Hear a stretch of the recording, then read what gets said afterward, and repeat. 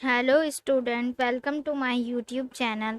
तो आज हम एक और लॉन्ग क्वेश्चन के बारे में बात करेंगे जो कि है यूरोकोड डेटा का क्लासिफिकेशन और उसके जर्नल कैरेक्टरिस्टिक्स। तो इससे पहले आपने हमारी जो इम्पोर्टेंट क्वेश्चन की वीडियो नहीं देखी है उसे जाकर देख लें, वो बहुत ज़्यादा इम्पॉर्टेंट है। उसमें हमने सिलेक्टिव क्वेश्चन ही बताए हैं जो एग्ज़ाम के लिए इम्पॉर्टेंट है। और एक और इम्पॉर्टेंट बात, आप सभी मेरे चैनल को सब्सक्राइब नहीं कर रहे हैं तो आप जल्दी से उसे सब्सक्राइब कर लें और वीडियो को लाइक करें और ज़्यादा से ज़्यादा शेयर करें अपने फ्रेंड्स के साथ, जिससे हमारा जो लाइक एम है वो 1000 लाइक एम है जो एकदम कंप्लीट हो जाए। तो ये है हमारा लॉन्ग क्वेश्चन यूरोकोर्डेटा।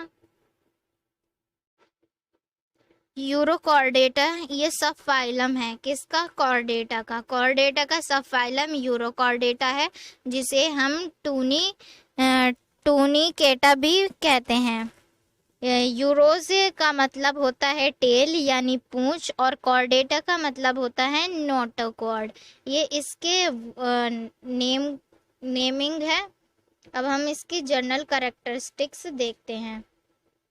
तो ये मैराइन एनिमल होते हैं। मैराइन यानी समुद्र में रहने वाले एनिमल्स को मैराइन एनिमल्स कहते हैं, जो अकेले या छोटे छोटे ग्रुप में पाए जाते हैं।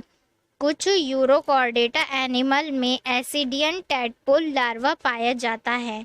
एक लार्वा पाया जाता है, उसे क्या बोलते हैं? एसिडियन टैडपोल लार्वा, जो यूरोकॉर्डेटा एनिमल में पाया जाता है। इस लार्वा की पूंछ में नोटोकॉर्ड होता है, जो मेटामॉर्फोसिस के बाद एक्सटिंक्ट हो जाती है। इस मेटामॉर्फोसिस को रेट्रोग्रेसिव मेटामॉर्फोसिस कहते हैं। मतलब है इस लार्वा की पूंछ में एक नोटोकॉर्ड प्रेजेंट होती है। फिर कुछ समय बाद मेटामॉर्फोसिस होती है। मेटामॉर्फोसिस के बाद ये नोटोकॉर्ड जो है वो एक्सटिंक्ट यानी गायब हो जाती है। इस मेटामॉर्फोसिस को हम रेट्रोग्रेसिव मेटामॉर्फोसिस कहते हैं। इसकी बॉडी टेस्ट से कवर होती है, मतलब इसकी बॉडी पर टेस्ट प्रेजेंट होते हैं जो इसकी पूरी बॉडी को कवर किए रहते हैं। और टेस्ट जो होते हैं वो टूनिसिन का बना होता है। टूनिसिन एक मटेरियल होता है, उसका बना होता है। अडल्ट बॉडी जो होती है वो ट्यूबुलर ग्लोबुलर ट्यूबुलर होती है यानी नलिकाकार, ग्लोबुलर यानी गोलाकार, या इरेगुलर या अनियमित आकार की होती है। और अडल्ट में मैनी गिल स्लिट्स प्रेजेंट होते हैं। ये हमारे इसके जनरल कैरेक्टरिस्टिक्स हो गए यूरोकॉर्डेटा के।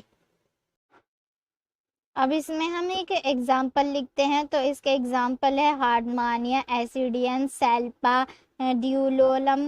ये सभी ये एनिमल्स हैं, ये सब यूरोकॉर्डेटा के एनिमल हैं। अब हम इसमें एक डायग्राम बना देते हैं। तो हम इसमें हार्डमानिया का डायग्राम बना देंगे। ये हार्डमानिया का डायग्राम है। ये जो है हमारा आर्टियल अपर्चर है, ये हमारा ब्रांटियल अपर्चर, ये इस पे टेस्ट प्रेजेंट होते हैं। तो ये टेस्ट है, ये इसकी बॉडी है, ये इसका नीचे वाला हिस्सा इसका फुट है। तो ये हमने हार्डमानिया का डायग्राम बना दिया। अब हम इसके क्लासिफिकेशन के बारे में पढ़ेंगे। तो यूरोकॉर्डेटा को 3 क्लास में क्लासिफाई किया जाता है। तो इस प्रकार से हम लिख लेंगे। ये सब फाइलम यूरोकॉर्डेटा, इसे 3 क्लासेस कौन कौन सी है? लार्वेसिया, एसिडेसिया और थैलेसिया। अब हम इन तीनों क्लासेस के बारे में पढ़ेंगे। जो एनिमल क्लास लार्वेसिया में आते हैं वो समुद्र की सरफेस पर ही रहते हैं या तैरते हैं। तो उसमें कौन कौन से एनिमल है?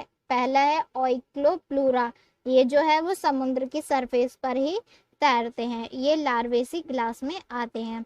अब दूसरी क्लास है एसिडेसिया। इसमें जो होते हैं एनिमल वो समुद्र में एक जगह पर ही रहते हैं, जैसे एसिडिया, हार्डमानिया, ये सब इसके एग्जाम्पल हैं। अब आते हैं क्लास 3 थैलिएसिया।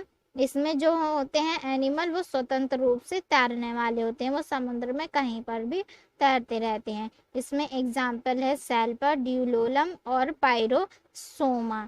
ये सब हमारे यूरोकॉर्डेटा के एग्जाम्पल हैं।